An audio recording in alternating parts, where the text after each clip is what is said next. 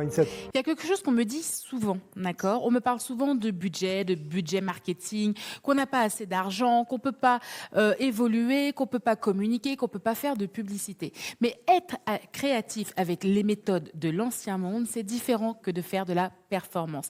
Il faut savoir utiliser tout ce qui est à vos côtés pour pouvoir effectivement faire parler de vous, pour pouvoir acquérir des clients. Par exemple, je vais vous donner des exemples extrêmement concrets qui ont effectivement que j'ai Il appliqués adorait. dans mon entreprise Les Secrets de Loli.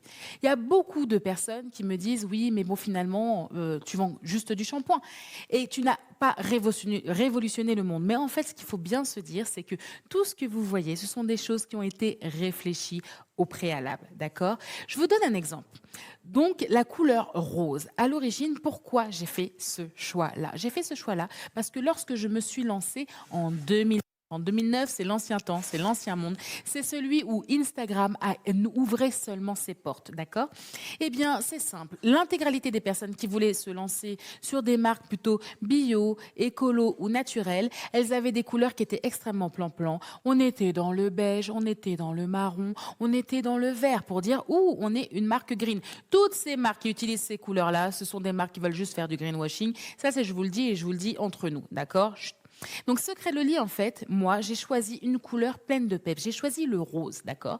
C'est une rose, c'est une couleur, ce rose, qui est identifiable en moins de 3 secondes en rayon et même de loin. Donc, vous pensez que c'est une couleur kitsch, vous pensez peut-être que j'ai un peu mauvais goût, que c'est un petit peu criard, mais non. À chaque fois que vous me voyez